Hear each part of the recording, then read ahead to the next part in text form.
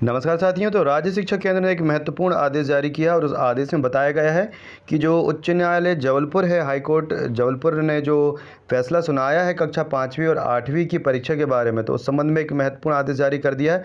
और क्या परिवर्तन किया गया है कक्षा 5वीं और 8वीं की परीक्षा में, तो हम देख लेते हैं आदेश को। यह आदेश है दिनांक 27 फरवरी 2023 का। प्रति है कलेक्टर समस्त जिले। वीडियो को शेयर जरूर कर दें जिससे कि जितने भी छात्र हैं उन्हें यह महत्वपूर्ण जानकारी अवश्य मिल जाए और शिक्षकों को भी। विषय लिखा है कक्षा 5वीं व 8वीं परीक्षा के संबंध में माननीय उच्च न्यायालय जबलपुर में दायर याचिका क्रमांक 25/017 एवं 26/853/2022 में पारित निर्णय के संबंध में संदर्भ दिया हुआ है। राज्य शिक्षा केंद्र द्वारा कक्षा 5वीं 8वीं के संबंध में जारी किए गए दिशा निर्देश दिनांक 12 सितंबर 2022 राज्य शासन द्वारा अकादमिक सत्र 2021-22 में प्रदेश की शालाओं में कक्षा 5 तथा 8 के छात्रों के लिए बोर्ड पैटर्न परीक्षा आयोजित करने के संबंध में निर्णय लिया गया था। इस संबंध में राज्य शिक्षा केंद्र द्वारा विस्तृत दिशा निर्देश दिनांक 12 सितंबर 2022 को जारी किए गए थे।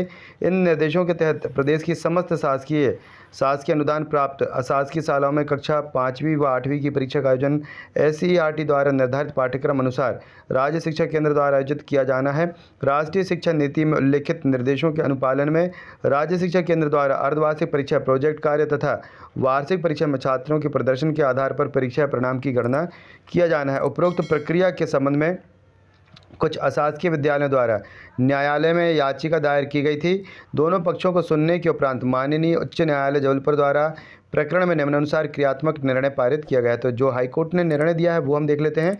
इसमें लिखा हुआ है कि writ petition filed by the petitioners is disposed of directing respondent authorities to conduct examination of students of class 5th and 8th of ये जो अशासकीय विद्यालय परिवार है ये कटनी का, जिन्होंने याचिका लगाई थी, and Om higher secondary school Sagar. तो ये दो याचिकाकर्ता हैं for first, second and third language as per syllabus.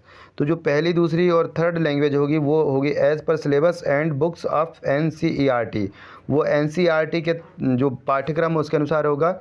And direction issued by administrative instructions dated 12 जो दिया है यहाँ पर 12/9/2022 so far as it related to conduct of examination of first, second and third जो language in CRT syllabus inquest in respect of petitioners schools, it is made clear that order which is being passed in this writ petitions is only for academic session 2022-23। तो जो आदेश दिया गया है केवल 22-23 के लिए। No order on merits is being passed in respect of other direction issued by respondent number 2 in its administration instructions dated 12/9/2022। तो हम इसको समझ लेते हैं कि इसका आदेश का अर्थ क्या है।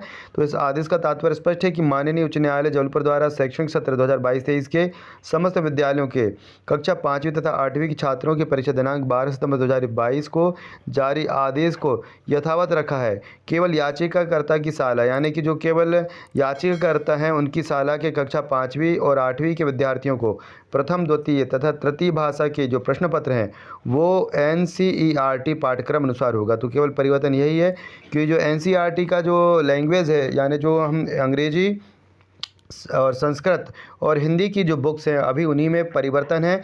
SCERT में यानी कि जो राज्य की बुक्स हैं उनमें, और जो NCERT यानी कि जो केंद्र की बुक है उसमें। बाकी सिलेबस लगभग एक सा हो चुका है। तो जो इनमें भी परिवर्तन हो जाए और एक ही सिलेबस हो जाए यदि, तो ये ज़्यादा अच्छा होगा छात्रों के लिए। तो यहाँ पर जो उन्होंने कहा है कि जो NCERT के हिसाब से ये पेपर होंगे इनके जो प्रथम, द्वितीय और तृतीय भाषा हैं यानी कि हिंदी, अंग्रेजी और संस्कृत के, तो वो NCERT के पाठ्यक्रम के अनुसार होंगे। और शेष सभी विषयों में SCERT द्वारा निर्धारित पाठ्यक्रम अनुसार ही परीक्षा संपन्न होगी। और शेष जितने भी विषय बचते हैं तो उसमें जो SCERT द्वारा निर्धारित पाठ्यक्रम है यानी जो पेपर होंगे वो उसी के अनुसार ही परीक्षा संपन्न होगी, यानी ज़्यादा कोई परिवर्तन नहीं हुआ है।